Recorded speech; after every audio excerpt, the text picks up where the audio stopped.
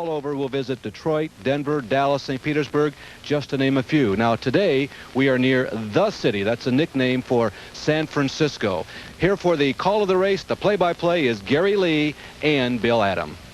SCCA Trans Am Racing represents the American muscle car. And, Bill, I have to believe these race fans can really identify with these race cars out here this afternoon.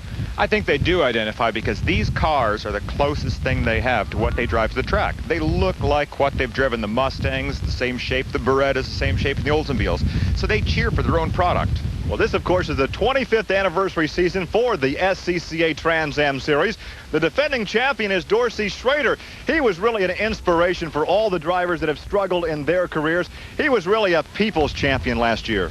Well, I think the Walter Mitty story, you always hope for the little guy, and Dorsey did finally come through. That he drove his own cars for a number of years and even was a driving instructor with one of the local driving schools and finally made it. Roush Racing gave him a chance, and boy, did he perform for them. But now he has so many commitments, he could not qualify yesterday. He is forced to start at the back of the pack, and earlier we had a chance to talk to Dorsey Schrader. I had to take a cab to get this far back. I can't even see the front from here.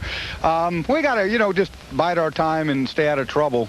The turn one thing's always bad. Even up in the front, it's not bad. But being way back here, you can be the recipient of somebody else's problem, and we don't want that to have a bearing on how we do. So I'll sit back and watch for a while and just take my time. It's a Sunday. I do a Sunday drive. And we'll keep an eye on Dorsey Schrader as he attempts to make his way through traffic this afternoon. Starting on the pole is Darren Brassfield, and he is standing by with our pit reporter, racing commentator and journalist Bob Baker. Darren, what are you going to look for the first lap this afternoon? Well, it's Sears Point's always been a tough track, and we're going to look to just keep the car in a straight line and hopefully save the tires. And we'll see what Tommy wants to do early on. If he wants to play jackrabbit, maybe I'll let him go, and if my car's not working so good early. But I'd like to lead the whole thing again like last year. And we'll ride along with Darren Brassfield because he has the in-car camera. We'll come back with the starting lineup for today's Trans Am race from Sears Point after this.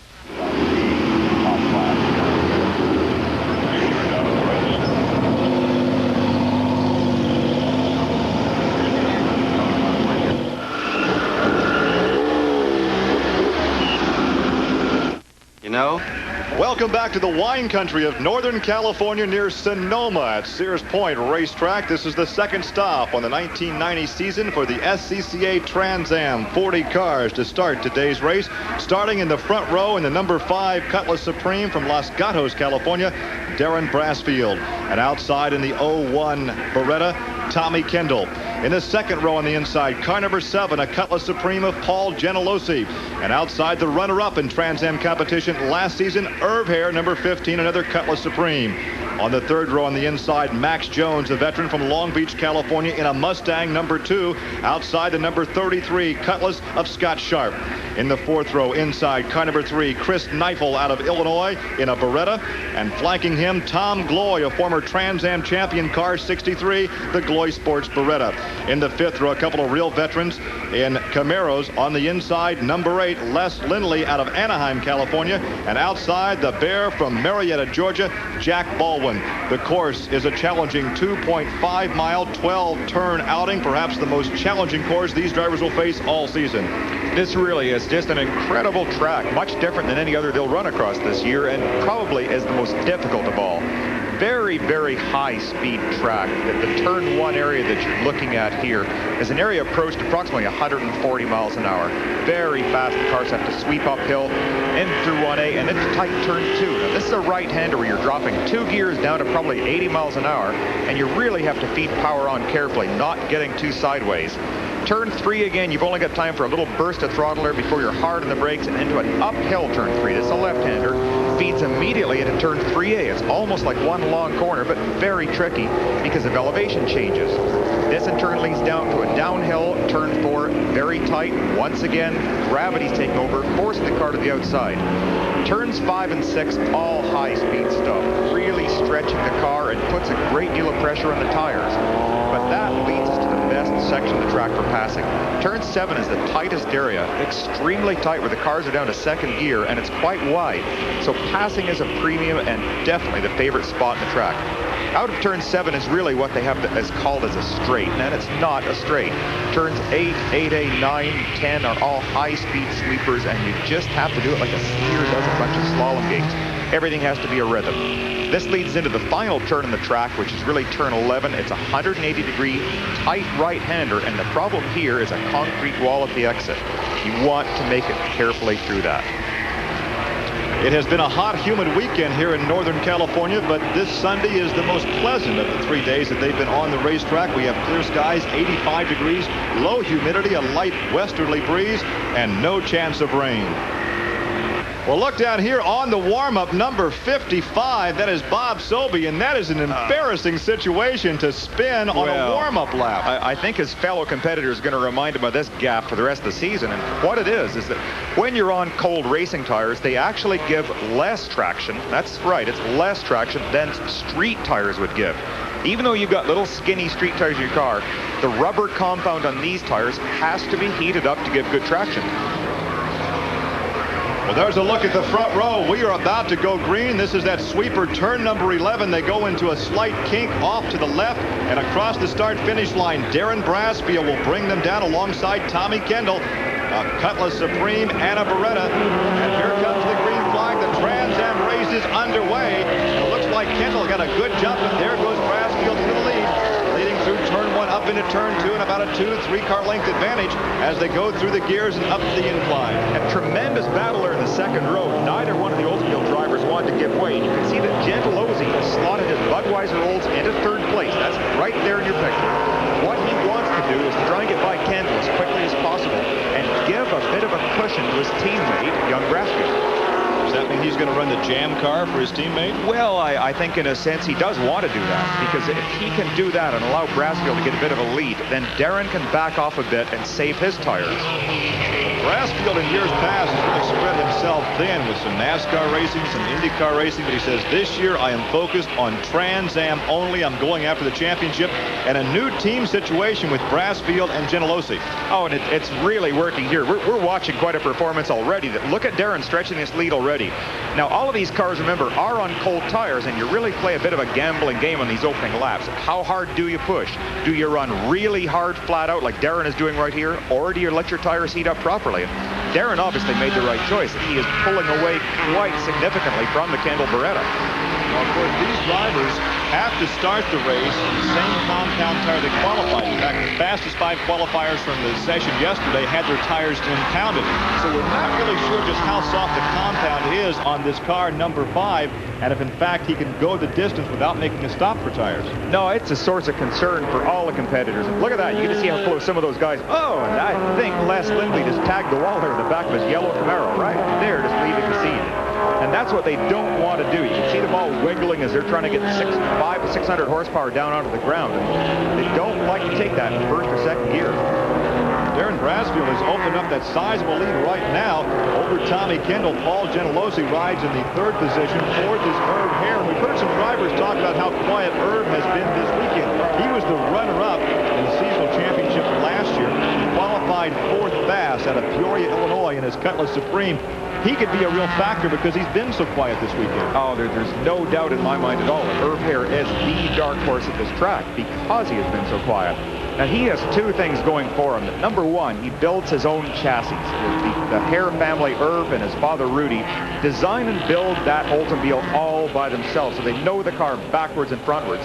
And secondly, he has an extremely smooth driving style, which on a track like this that does torture tires is going to benefit him at the halfway point or the 3/4, even the end point of the race.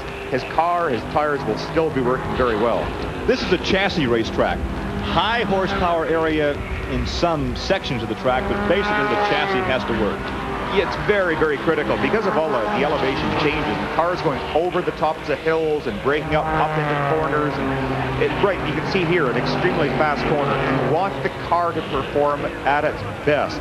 And the cars like this Beretta that we're watching here, a very sophisticated chassis, a little bit lighter weight, giving away some horsepower to the big engine Roush cars. Now there's Dorsey Schrader. We just see him charging through the car. He's already up to 30th.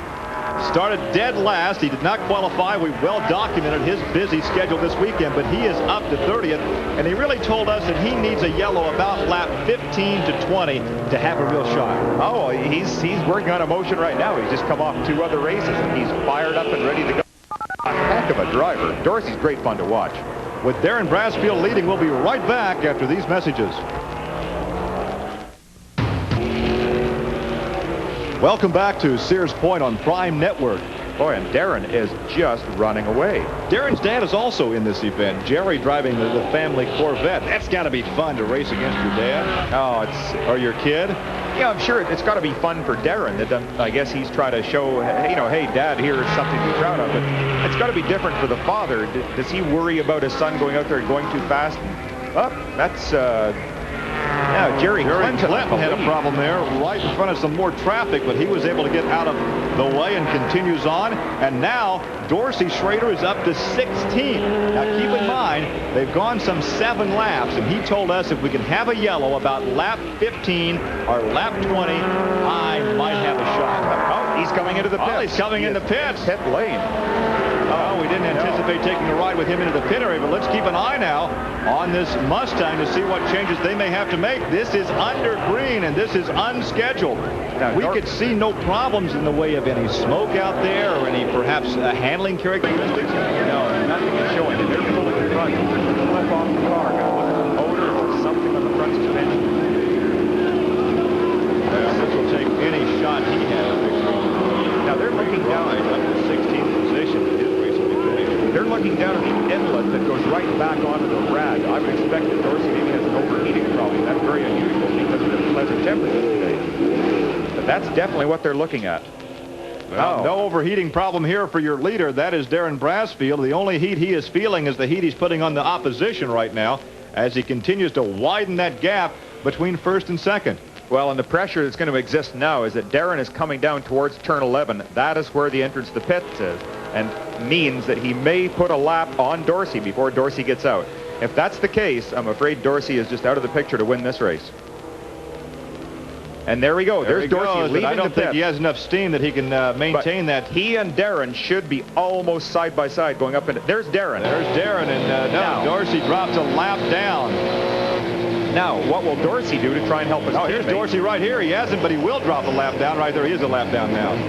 Dorsey said he really only had 2 drivers out there that could run with him. He felt Darren and Tommy Kendall, the 2 fastest qualifiers yesterday, would be able to run with him.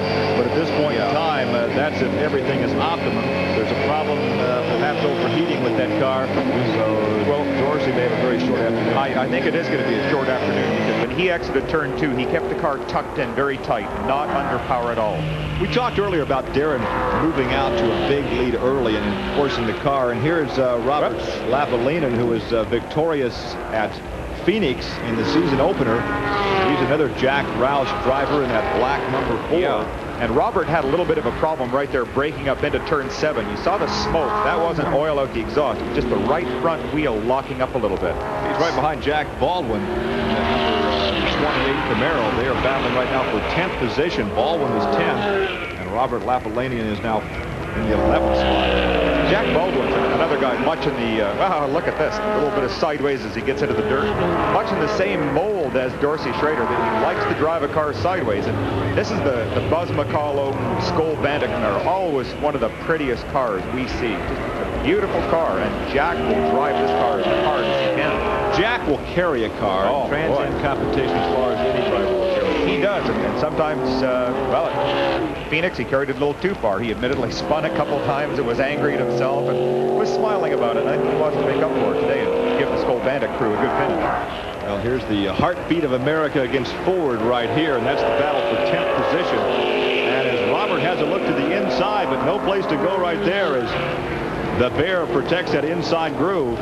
Well, what he might want to do here, this is coming to turn 6, just up around this corner here and over the crest of the hill. Now, this is a long, very, very fast downhill left-hander, and Robert may try and set Jack up. He'll be on the gas really hard now to try and set up a pass for the braking area at turn 7. Just watch and see if he tries it. Jack's protecting the inside. Robert's going to try the outside. Maybe. I don't think he's going to make it out there. Right-hander. This is great racing right here. What Jack did was to hold it sort of the middle of the track. And see what he's doing also is he's making Robert overheat his rear tires. Now remember that Robert, in fact, both these fellows in the picture are using V8 engines. One's a 5-liter Chevrolet, the black car is a 5-liter Ford. Now, as a rule of thumb, on a racetrack, the driver worries about the space in front of him. Now, how much of the rear view mirror is he watching? Well, obviously, it's a moot subject right now. But was Jack watching the rear view mirror and trying to outthink what Robert was attempting to do? Precisely, yes. And sometimes you can work this to your advantage. If you can move your car from side to side and really occupy somebody's mirrors, you'll distract them and you'll take away that 100% of concentration. You can't win a race by driving and concentrating at 90%. You have to do it at 100%. You can distract somebody, take away a little of that. You're going to go faster than they will. And there is Dorsey Schrader back in the pit area, and this could be the end of the day for... Yeah, I think it will. And that's a sad sight. I'm afraid we're all really sorry to see that happen because Dorsey always puts on great displays at driving. There's Tom Gloy. He's a past champion that's making a return to Trans Am racing and trying in one of last year's factory Berettas. And notice, if you will, there's something missing on his car. Major sponsorship. He's running in 7th position right now in the 63 car, and there's a lot of vacant space on the hood and the side panels of that car. I think this space for sale. Bob Baker is caught up with Dorsey Schrader, who is out of the race. Can you tell us what happened? Well, we lost a cylinder, and I looked down, and the thing started running real hot after that. Must have cracked the cylinder head or something. We got about 280 degrees of water temperature, and it's not going to come down, so. No chance for the rest of the afternoon? No, we watched. With Darren Brasfield leading, we'll be right back after these messages.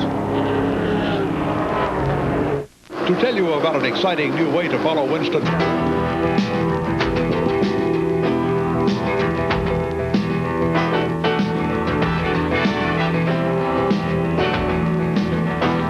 SCCA.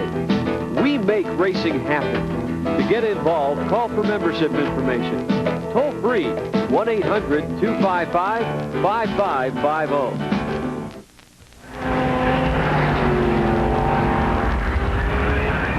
Trans Am racing continues here at Sears Point on Prime Network. Look at this battle right here. There's a good battle between 3 cars. There is the Bud car. That is the Oldsmobile of Gentilozzi, number 7. Right behind him, the number 15 of Irv Hare in an Oldsmobile. And there is the Beretta of Chris Michael. Well, I believe that Neifel is actually starting to make his move here. Now, this is 3rd, 4th, and 5th as we watch. And you'll see in some of the shots, there's a Beretta just a little ways ahead, right there. That's Tommy Kendall, and then Gentilozzi, Irv Hare, and Chris Neifel in the picture. Neifel has closed up on these 2 cars. Maybe this is time where he decided, all right, and here we go. And there goes Neifel on the inside. A nice move. He has a look to the inside, cannot make the pass, but he stays there. His momentum carries him out in behind now as he tucks in behind Hare, and a gap begins to develop between Gentilozzi and Hare. Now, we see in stock car racing, on the high bank tracks, the drivers can draft to their advantage. I don't understand if there's any drafting here. It's not any great advantage to run nose to tail. No, not at all. On a track this twisty, it doesn't affect you at all. Only on the high-speed circuits will it make any difference at all. And generally, you don't really want to draft too much because you want as much airflow in and around the car as possible to keep it sticking to the ground.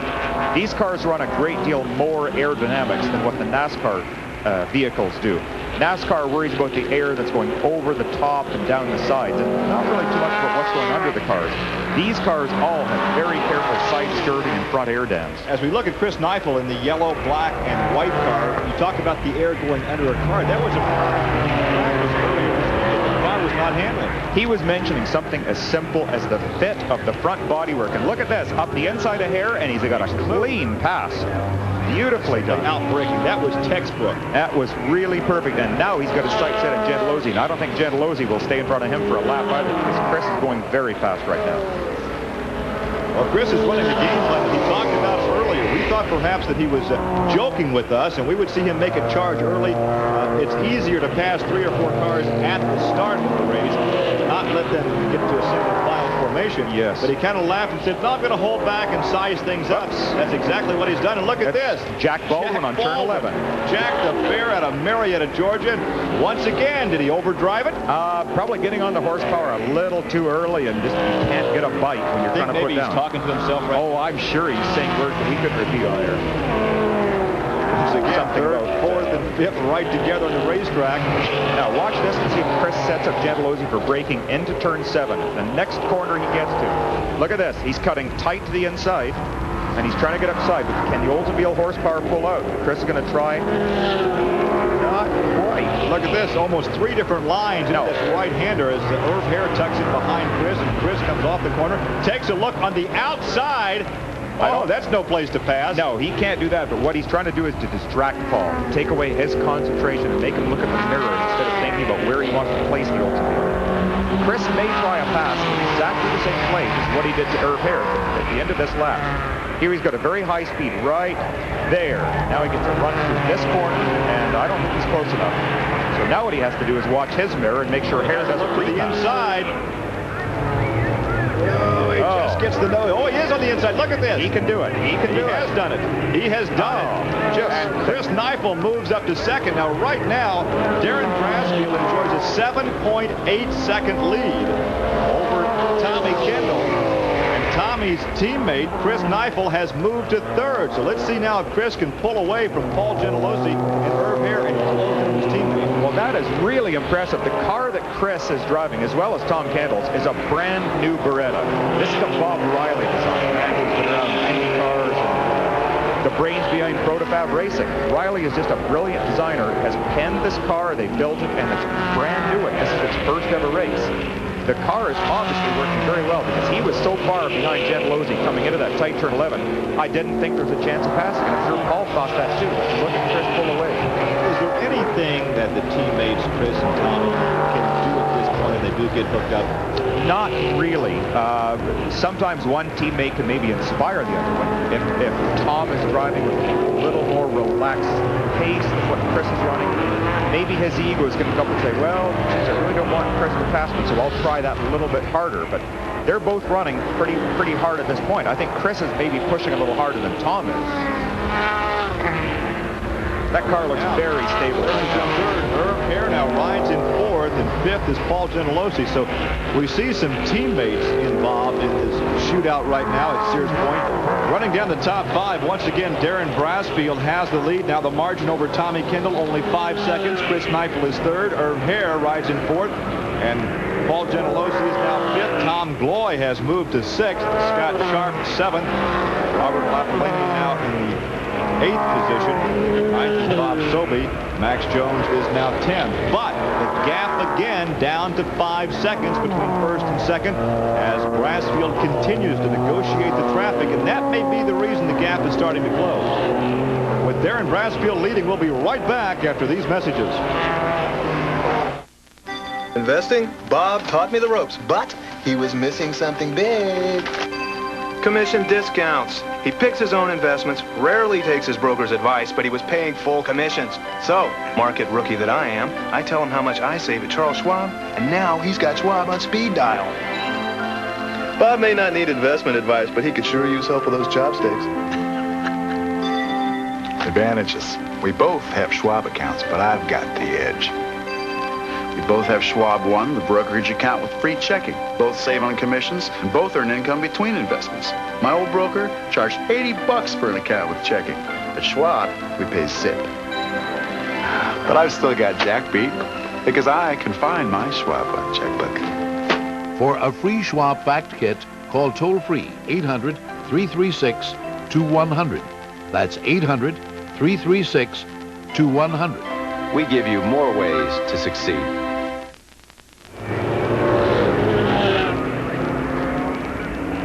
Back on Prime Network here at Sears Point, where Darren Brasfield continues to lead. Well, this is, it's an interesting situation right now that we talk about incentive for two different drivers. Number one, Darren Brasfield is leading the race in the number 5. Oh, he got slowed right there. He did. He got blocked a little bit. Darren has got incentive in that this is his home track. He is leading the race. He wants to keep leading. But the fellow who's in second right now, Tom Kendall, as remarkable as it may seem, has never won a Trans Am race. Tom has won all over the place. There's Bob Sobey, another very fast independent. Yeah, and he is in 9th position right now, so a good ride. And maybe this is going to offset that little spin he took in the warm-up session today. He's gotten into somebody and redesigned the left corner of that car, but he was the driver that spun during the warm-up lap. That's right. And maybe what happened is somebody didn't see a blue flag and bobbed up behind him and decided to give him a little nudge and say, excuse me, but I'm here. Well, he's up to 9th position right now in that number 55 with the customized front end on that car. There's second place. The 0-1 car of Tommy Kendall. He was the second fastest qualifier in California.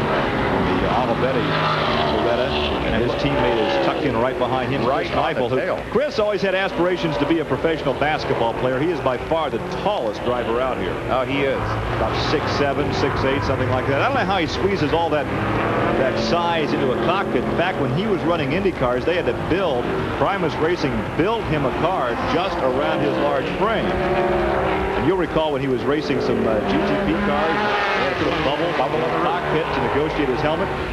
Well, Chris and I once co-drove a Camaro 2 years ago, walking to 500 mile away. I was sitting so far back that I couldn't push the clutch to the floor, and I'm 6'1". Well, and yet Chris, he has to look to the inside here. Ooh, he got pinched down. He couldn't get moved. Chris obviously out high. He feels that he's faster than Tom right now, and he's maybe, oh, there's poor old Max Jones not having a good day at all with the Mustang. At a point like this, as a driver, he loses his rhythm. How long does it take to get back into sync? He should be able to do it within one lap. He's in a very dangerous position right there. Those cars, just prior to seeing Max, coming over the crest of a very light hill. And even though the flaggers are waving and warning that a car has spun in that little valley, they may not know which side of the road to go. Oh, there he is, and he has not moved, so this may, well, obviously the yellow right there. But keep in mind, see where that flagman's position is? Well out of harm's way as far as he is concerned, but that's not an easy spot to locate as these drivers come through that left-hander. Oh, certainly. And I think if I were Max, I'd stick the thing into gear and turn it onto the starter motor just by the battery. Move it off the line of the track. He has a great view of the drivers coming through that turn. Apparently, we're going to have the pace car come out, go to a full course yellow, and oddly enough, this is a little later in the race than what Schrader wanted, a yellow. But had Dorsey been able to stay out the way he was going, this race could have a totally different complexion. Yeah, I think that there were maybe team orders there, and somebody said, all right, Max, you spin it approximately a lap, something or other. But not really. His teammates out of the race, so it's a moot subject. This is terrible. I'm really sorry to see this happen to the team. Earlier, Bill Adam had a chance to make a comparison between the Trans Am car and the passenger car. When we have a chance under yellow, let's take a look. The car you're looking at is a Chevrolet Beretta and might be mistaken for a highly modified car you would see on the street. In fact, it is a long way removed. This is a Trans Am car. One of the cars is competing in the manufacturer wars at the Sears Point Trans Am race. A very lightweight car, and although externally it does appear like your street Beretta, it is in fact a great deal different. Let's have a look at one of those major differences now. That's the engine. The engine in this car is also a 6-cylinder like your street Beretta, but a great deal removed. Very exotic fuel injection and careful tuning produce a motor with more than 500 horsepower to play with. The frame that normally you would have in your street car, a large, heavy piece, is gone and replaced by small diameter square wall tubing, something that is both lightweight and stronger than what you would normally run with. And the last area of major difference is a driving compartment. Not the normal luxury you'd find in your street Beretta, but a seat for one person only. Just a driver's seat. Look at the gear shift. There is no luxury in this car. It's designed for one purpose only, and that is to win races. In short, these are funny cars. They look like the car you drive on the street, but specialized $250,000 race cars. The best money can buy. We remain under yellow. Darren Brasfield continues to lead. Tommy Kendall, Chris Neifel, Irv Hare, Paul Gentilossi rounds out the top 5. Tom Gloy rides in 6th. Robert Lapalanian, who was victorious at Phoenix in the season opener, now in the 7th position. Scott Sharp rides in 8th. 9th is Bob Sobey. Jim Derhaag is up to 10th. While we are still under yellow, we'll take this break and come right back.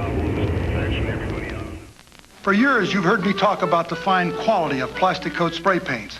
Well, this year, Plastic Coat has asked Indy 500 winner Bobby Rahal to join me. Yeah, and I couldn't be happier. It's nice to finally have someone help me out. I mean, there's so much to say about Plastic Coat spray paints. The quality, the variety, But my favorite features, without a doubt, have to be how well they cover and how long they last. To tell you about an exciting new way to follow Winston Cup racing, here's Dale Earnhardt. No matter how tired I am after a Winston Cup race, I always take time for the Winston Cup Hotline. No matter whether I win or lose, I'm Victor Lane or I'm talking about what happened, I've got an interesting story to tell. So call Winston Cup Hotline. 10 top drivers every week on Winston Cup Hotline. Call 1-900-446-9287. And get the news straight from the driver's seat. Race fans, now you have a chance to fulfill your dream of starting an actual NASCAR race. The Miller Genuine Draft 500, June 17th at the Pocono International Raceway in Pennsylvania. Just by entering the Raceway Sweepstakes, you could be the Grand Marshal for the race. You and a friend will receive an all-expense-paid 4-day trip to the race, and you'll receive $500 in spending money. As Grand Marshal, you'll get a personal tour of the racetrack, including the Winston Cup garage area. And then you get to officially start the race. Are you getting revved up about all this? Good. Here's how to enter. Hurry and call 1-900-328-2100 or put your name, address, and phone number on a postcard and mail to the address on your television screen. The deadline for phone calls or a postcard is June 7th. The lucky winner will be selected live on This Week in NASCAR, June 7th. Must be 18 or older, no purchase necessary. What are you waiting for? Start your own engines and phone in your entry right now.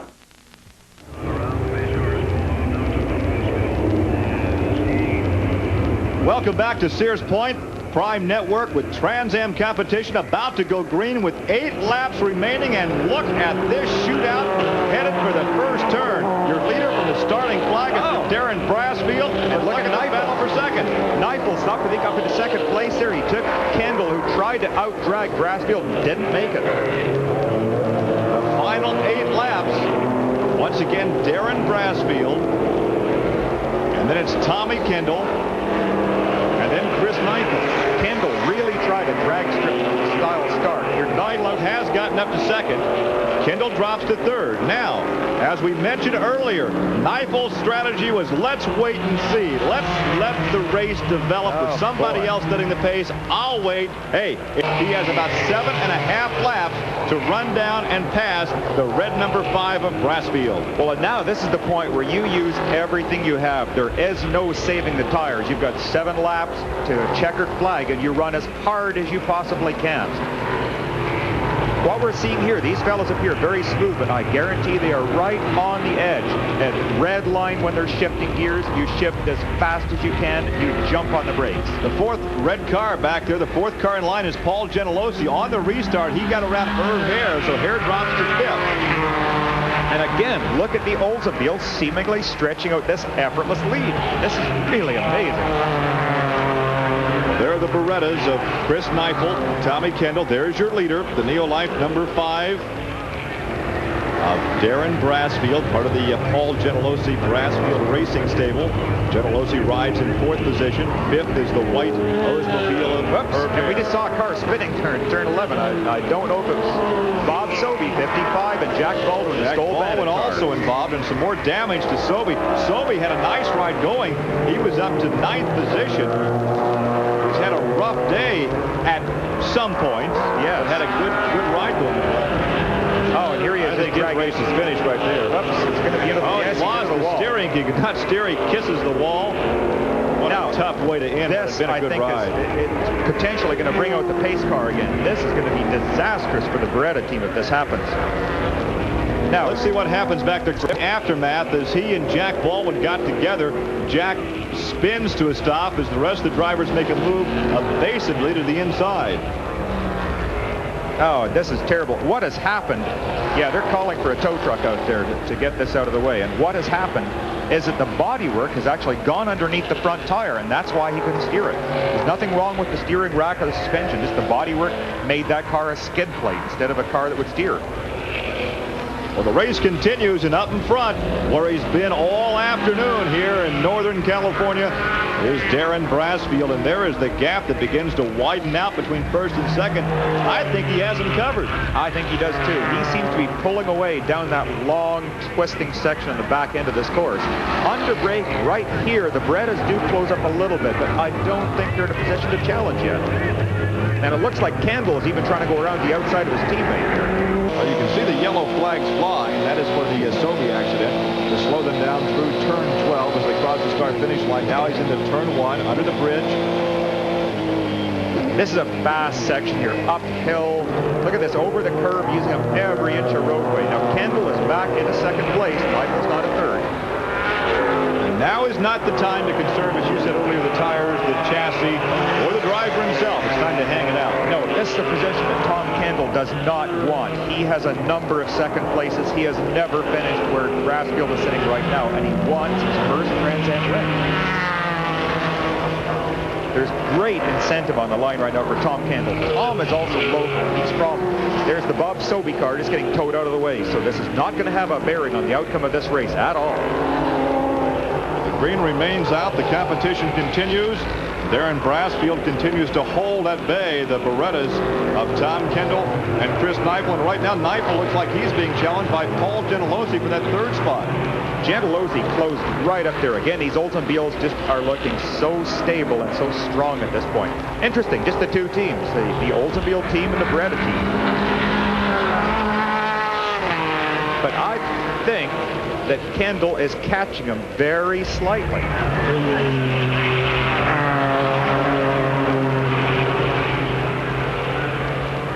Well, there are 6 laps to go, and if in fact he is starting to close in, let's just ride along right now. Oh, and he kisses the wall. A little slide off the corner, a little billiard shot off the concrete. There is Darren overheating his rear tires a little bit. And as Darren goes into turn 1, let's ride along with Darren Brasfield as he leads this Trans Am race at Sears Point.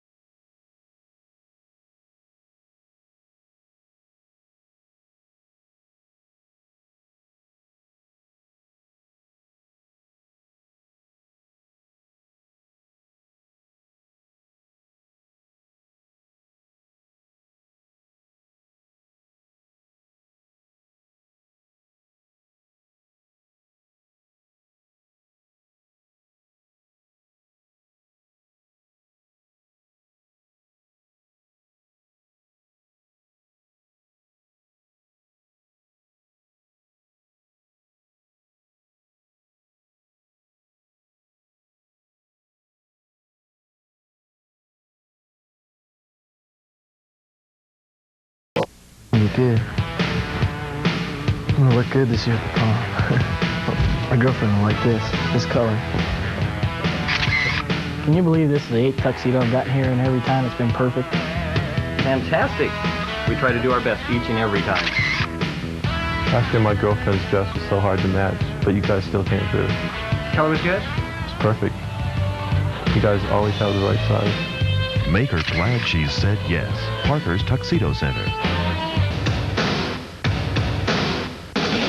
Nothing beats the USA. Nothing beats what we've got here. Nothing beats clean, crisp, cold. Nothing beats the king of beer. Yeah, nothing beats a birthday. Nothing beats a birthday. Nothing beats a Budweiser. Nothing beats a bird.